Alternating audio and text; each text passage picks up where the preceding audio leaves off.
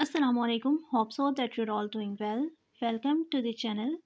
आज का हमारा टॉपिक है बाइनोमियल नोमेनक्लेचर। आज हम बाइनोमियल नोमेनक्लेचर के बारे में पढ़ेंगे। बाइनोमियल नोमेनक्लेचर एक्चुअली में एक ऐसा मेथड है जिसमें साइंटिस्ट जो है वो डिफरेंट लिविंग ऑर्गेनिजम्स को डिफरेंट साइंटिफिक नेम्स वगैरह देते हैं। बाइनोमियल में बाय से मुराद है टू, बाय का मतलब होता है टू, और नोमियल नेम। तो बाइनोमियल नोमेनक्लेचर जो है वो एक्चुअली में टू नेम्स मेथड है। इसमें हर लिविंग ऑर्गेनिज्म को दो नाम दिए जाते हैं। फर्स्ट वन जो नेम है वो आ जाता है जीनस नेम, और जो सेकंड नेम आ जाता है वो आ जाता है स्पीशी नेम। तो ये टोटल इन दोनों को कलेक्टिव में मिलाकर ये दो नाम बन जाते हैं। हर लिविंग ऑर्गेनिज्म को एक जीनस नेम दिया जाता है, एक स्पीशी नेम दिया जाता है। तो इन्हीं दोनों नामों को मिलाकर ये बाइनोमियल नेम बन जाते हैं। तो इसको बाइनोमियल नोमेनक्लेचर कहा जाता है, जिसमें लिविंग ऑर्गेनिजम्स को टू डिफरेंट नेम्स दिए जाते हैं। टू नेम्स दिए जाते हैं, एक जीनस और एक स्पीशी नेम। अब ये मेथड जो है ये इंट्रोड्यूस करवाया था कॉर्डलेस लिनियस ने। कॉर्डलेस लिनियस बेसिकली एक साइंटिस्ट थे, एक स्वीडिश बियोलॉजिस्ट थे, जिन्होंने ये मेथड इंट्रोड्यूस करवाया था। और ये मेथड बहुत जल्दी इसकी पॉपुलैरिटी हो गई थी। ये बहुत जल्दी ऑल ओवर द वर्ल्ड में फेमस हो गया था, और फिर डिफरेंट स्पीशीज़ को साइंटिफिक नेम दिए जाने लगे थे। अब जिस तरह हर चीज़ के कुछ ना कुछ रूल्स होते हैं, इसी तरह से साइंटिफिक मेथड्स के भी कुछ ना कुछ रूल्स हैं। जैसा कि अब सबसे पहला रूल है कि इसको हमेशा जो साइंटिफिक नेम होते हैं वो हमेशा इटैलिक्स में लिखे जाते हैं। इटैलिक्स में यानी कि थोड़े से तिरछे करके, जैसे यहाँ पर होमो सैपियंस थोड़ा सा तिरछा करके लिखा हुआ है, या इकोली जो है वो थोड़ा सा तिरछा करके लिखा हुआ है। इस तरह से ये इटैलिक्स में लिखे जाते हैं। और अगर इटैलिक्स में नहीं लिखने आपने, तो आप उसको लिख कर तो उसको अंडरलाइन कर सकते हैं। इसी तरह से इसका सेकंड रूल आ जाता है कि जो जीनस का नेम होगा, अब जैसा कि हमने पढ़ा था कि बाइनोमियल नोमेनक्लेचर में हर लिविंग ऑर्गेनिज्म को दो साइंटिफिक नाम दिए जाते हैं। तो दो में से सबसे पहला जो नेम था वो जीनस नेम होता है, और जो सेकंड वन नेम है वो स्पीशी नेम होता है। तो जीनस नेम का फर्स्ट वर्ड जो है वो हमेशा कैपिटल लिखा जाता है, ये इसका रूल है। और स्पीशी नेम जो है उसके सारे वर्ड स्मॉल लेटर्स में लिखे जाते हैं। अब जैसा कि यहाँ पर होमो सेपियंस लिखा हुआ है, तो होमो जो है वो जीनस है, और सेपियंस जो है वो एक स्पीशी नेम है। अब यहाँ पर हमने होमो का जो एज है वो हमने कैपिटल में लिखा है। तो अब ये होमो जो है वो हमने कैपिटल में लिखा है, और सेपियंस का जो फर्स्ट वर्ड है, जो इसका फर्स्ट लेटर है, वो हमने स्मॉल ही रहने दिया है। स्पीशी नेम के सारे जो जितने भी स्पीशी नेम के लेटर्स हैं वो सब के सब स्मॉल हैं, जबकि जीनस में होमो जो है, जीनस नेम जो है जो होमो है, उसका फर्स्ट वर्ड जो है वो कैपिटल लिखा गया है।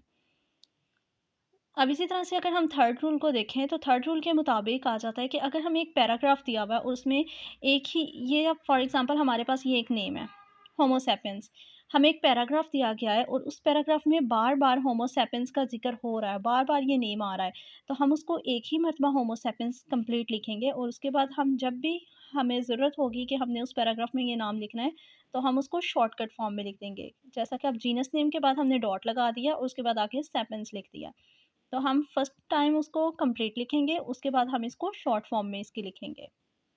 अब हम इसकी सिग्निफिकेंस देख लेते हैं।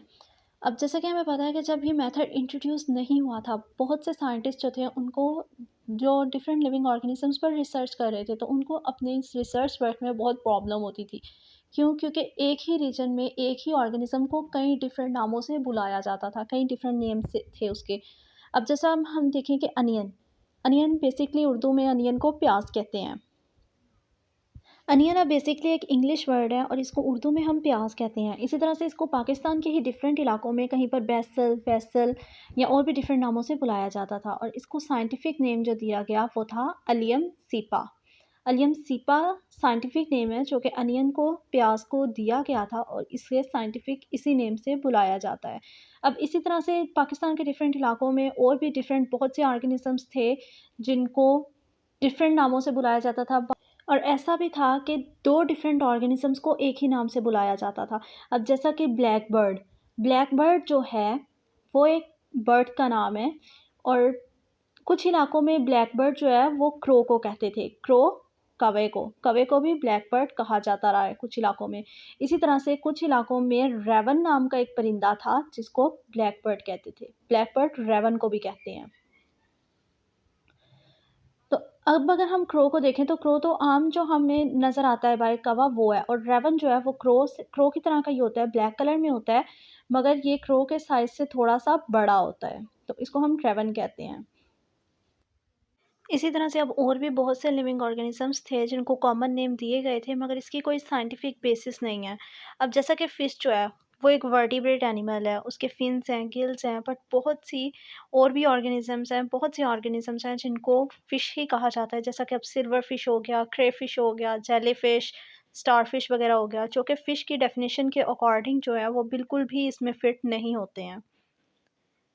तो इसी सारी कन्फ्यूजन को ख़त्म करने के लिए साइंटिस्ट ने डिफरेंट लिविंग ऑर्गेनिजम्स को डिफरेंट साइंटिफिक नेम दे दिए ताकि उनके लिए आसानी हो सके इनके रिसर्च वर्क में।